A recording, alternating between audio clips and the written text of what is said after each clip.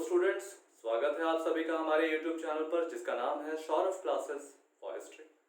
मैं सौरभ आप सभी का आज आपकी क्लास में स्वागत करता हूं।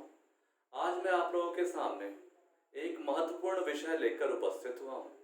आज जो हमारे अध्ययन का विषय है वह है बिरसा मुंडा और उनका विद्रोह।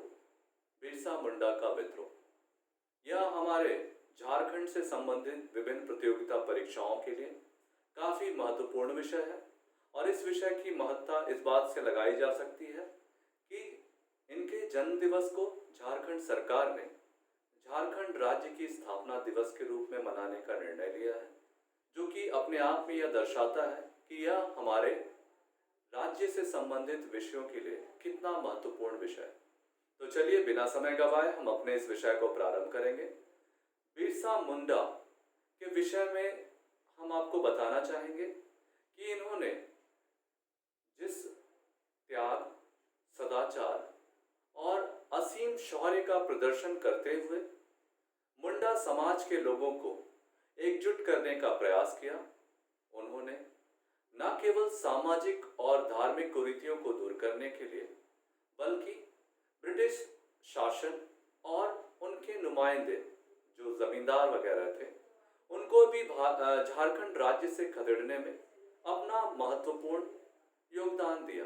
इसी के कारण बिरसा मुंडा हम सबों के लिए पूजनीय है। तो चलिए बिना किसी समय गवाए हम अपने इस विषय को प्रारंभ करते हैं। आप लोगों को दिख रहा होगा हमारा टाइटल बिरसा मुंडा का मुंडा विद्रोह, जो शुरू हुआ था 1895 से लेकर 1900 के आसपास। सबसे पहले इसके प्रणेता जिनका नाम था बिरसा मुंडा और इन्होंने झारखंड राज्य के छोटा नागपुर क्षेत्र में इस विद्रोह को प्रारंभ किया था।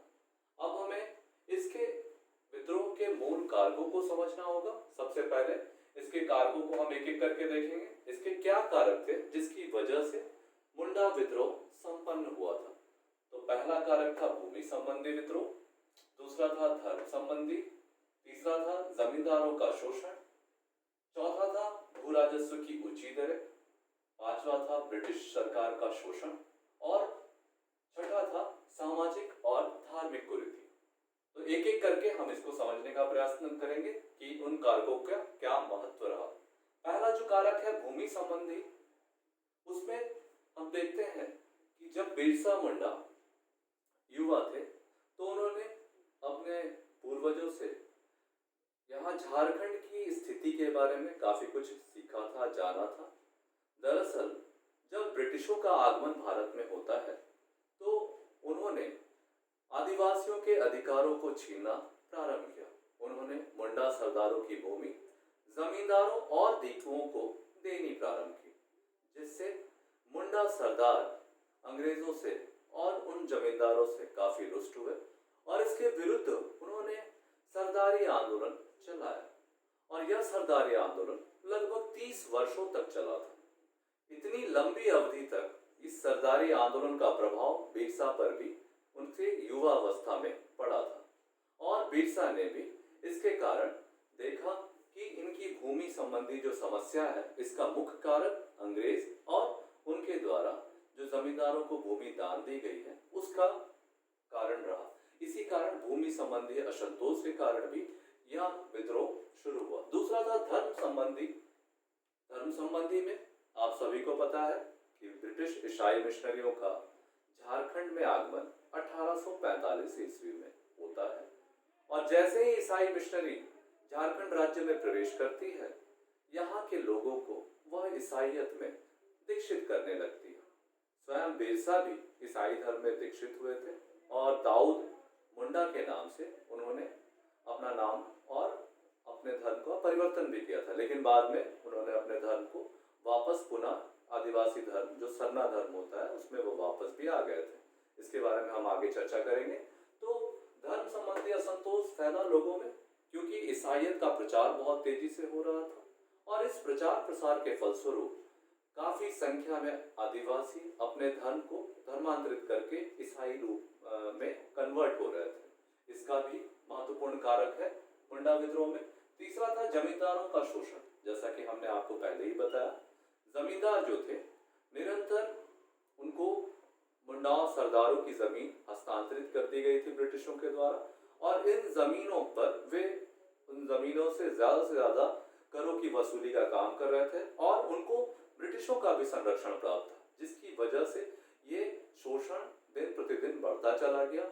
और इसकी वजह से भी ये एक महत्वपूर्ण कारक बना मुंडा विद्रोह का। ब्रिटिशों का शोषण, यह पॉइंट तो आप सभी को पता ही है कि ब्रिटिशों के भारत में आगमन के बाद खाली केवल आदिवासी समाज ही नहीं बल्कि सारा का सारा समाज ही त्रस्त था, तो ब्रिटिशों का शोषण भी एक महत्वपूर्ण कारक है। इसके अलावा एक और महत्वपूर्ण कारक है जो है सामाजिक और धार्मिक कुरीतियों का। दरअसल मुंडा समाज में अनेक धार्मिक रूढ़िवादिताएं प्रवेश कर चुकी थी, और इन्हीं रूढ़िवादी कुरीतियों की वजह से समाज जो था वह टूटने लगा था। तो बिरसा अपने मुंडा समाज को न केवल संगठित करना चाहते थे बल्कि उसमें जो आडंबर आ गए थे उनको सुधार भी करना चाहते थे। इन्हीं सब उद्देश्यों के कारण बिरसा मुंडा ने मुंडा विद्रोह किया। ठीक है, अब हम विद्रोह को शुरू करें, उनके कारणों को शुरू करें, उनके बारे में विस्तार से चर्चा करें, उसके पहले एक संक्षिप्त रूप से हम बिरसा मुंडा के जीवन को आपको बताना चाहेंगे। तो इनका जीवन से संबंधित कुछ तथ्य हैं जो आप नोट कर सकते हैं। इनका जन्म 15 नवंबर 1875 ईस्वी को हुआ था, और इनका जन्म का जो स्थान था वह वर्तमान के खूंटी जिले के अड़की प्रखंड के उलिहातू नामक गांव में हुआ था। इनके पिता का नाम सुगना मुंडा और माता का नाम धर्मी मुंडा था। ठीक है, इन्होंने 1886 में ईसाईयत स्वीकार की थी, और ईसाईयत स्वीकार करने के बाद इनका ईसाईयत वाला नाम जो था वह दाऊद मुंडा था। और इन्होंने जब देखा कि ईसाई धर्म ग्रहण करने के बाद ईसाइयों के द्वारा आदिवासी समाज और उनके परंपराओं के विरुद्ध बहुत ज्यादा भला बुरा कहा जाता है, तो उनका मन उस ईसाई धर्म से परिवर्तित हो गया, और उन्होंने पुनः धर्मांतरण करके अपने आदिवासी धर्म को स्वीकार किया 1890 में। और बिरसा मुंडा के धार्मिक गुरु जो थे उनका नाम था आनंद पांडे, जो बंदगांव के रहने वाले थे। तो बिरसा मुंडा के जीवन के संदर्भ में ये महत्वपूर्ण तथ्य हैं जो आप नोट कर सकते हैं। इसके बाद बिरसा मुंडा के जीवन को हम समझेंगे कि कैसे बिरसा मुंडा अपने जीवन में जब शुरुआत करते हैं, शुरुआती जीवन में उन्हें शिक्षा दीक्षा ग्रहण करने के लिए वो चाईबासा जाते हैं, और चाईबासा में ही वह ईसाईयत की दीक्षा लेते हैं। मतलब 1886 में वो चाईबासा में जाकर ईसाईयत को ग्रहण करते हैं। दाऊद खां के नाम से, वो दाऊद मुंडा के नाम से वो जाने जाते हैं। और इसके बाद जब उनका मन नहीं लगता ईसाईयत में, तो उन्होंने पुनः अपने धर्म को 1890 में स्वीकार कर लिया। इसके बाद वो चाईबासा से बंदगांव चले जाते हैं। बंदगांव में उनकी मुलाकात उनके आध्यात्मिक गुरु आनंद पांडे से होती है।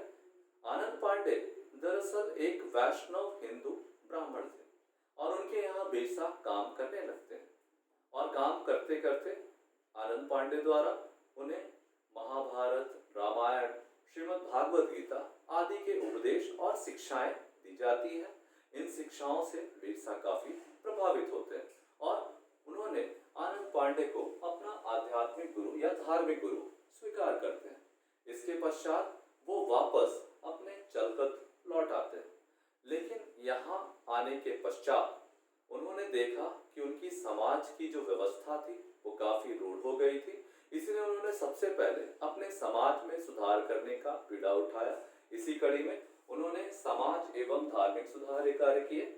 उसके कुछ सामाजिक और धार्मिक सुधार कार्य के अंतर्गत पशु बलि को अंत करने का उन्होंने लोगों को जागरूक किया, उनको अवेयर किया, लोगों को हिंसा करने से रोका, और एकेश्वरवाद अर्थात एक ईश्वर, जिसे सिंह बोंगा कहते हैं, सिंह बोंगा सूर्य देवता को आदिवासी समाज में माना जाता है, और उन्होंने एक ईश्वर एकेश्वरवाद की लोगों की शिक्षा दी, और साथ ही साथ एकता और सद्भावना का पाठ पढ़ाया।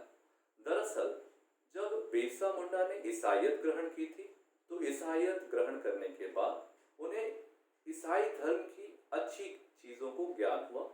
उसके पश्चात जब वे बंदगांव गए और वहां आनंद पांडे के सानिध्य में रहे, तो उन्होंने हिंदू धर्म की और संस्कृति की शिक्षा ग्रहण की, और उनको आदिवासी धर्म और संस्कृति का ज्ञान तो पहले से ही था। तो इन तीनों धर्मों के सम्मिश्रण से उन्होंने एक नई विचारधारा को जन्म दिया, और उसी विचारधारा के माध्यम से उन्होंने अपने मुंडा समाज के लोगों में इन सब सुधारों को लागू करने का प्रयास किया। अर्थात उन्होंने लोगों से पशु बलि को पूरी तरह से समाप्त करने और हिंसा ना करने की शिक्षा दी। साथ ही साथ एक ईश्वर की पूजा अर्थात सिंह गोंगा जिसे सूर्य कहते हैं उसकी पूजा करने का आह्वान किया। और साथ ही साथ उन्होंने एकता और सद्भावना का भी पाठ लोगों को पढ़ाया। इसकी वजह से काफी संख्या में आदिवासी बिरसा को मानने लगे, उनको पूजने लगे और उनके विचारों से काफी प्रभावित होकर कई धर्मांतरित आदिवासी जो उन्होंने ईसाई धर्म को ग्रहण कर लिया था वो पुनः आदिवासी धर्म को अपनाने लगे। इसके पश्चात बिरसा मुंडा को लगा कि उनको न केवल समाज में अपने कुरीतियों को मुक्त कराना है बल्कि उनको अपने क्षेत्र, अपने प्रदेश को ब्रिटिशों और उनके जमींदारों से के शोषण से मुक्त कराना है। इसलिए बिरसा मुंडा ने राजनीतिक आंदोलन का सूत्रपात किया। इसी राजनीतिक आंदोलन के अंतर्गत सबसे पहले उन्होंने सरकार के बातों की अवहेलना प्रारंभ कर दी और उन्होंने कई ऐसे कार्य शुरू कर दिए जिसकी वजह से वो सरकार की नजरों में चढ़ गए, जिसकी वजह से उन्हें 1895 ईस्वी को गिरफ्तार भी कर लिया गया और 1895 में वे जेल चले गए। लेकिन 1897 में ब्रिटिश महारानी विक्टोरिया की हीरक जयंती समारोह के आयोजन के अवसर पर, जिसे हम गोल्डन हीरक यानी डायमंड जुबली सेलिब्रेशन कह सकते हैं, उसके अवसर पर भारत में जितने भी बंदी थे उन लोगों को रिहा कर दिया गया। इसी प्रक्रम में बिरसा मुंडा को भी आजाद कर दिया गया और जैसे ही बिरसा मुंडा जेल से रिहा हुए उन्होंने आंदोलन के लिए एक संगठन का गठन किया जिसे बिरसा सेवा दल के नाम से भी जाना गया। इस बिरसा सेवा दल में गया मुंडा नाम के एक व्यक्ति थे जिन्हें प्रधान सेनापति नियुक्त किया गया और इसका मुख्यालय खूंटी में स्थापित किया गया। इस बिरसा सेवा दल ने डोमरी की पहाड़ी में एक सभा का आयोजन किया। डोमरी की पहाड़ी वही पहाड़ी है जो मुंडाओं के रक्तपात और उसकी कहानी को बयां करती है।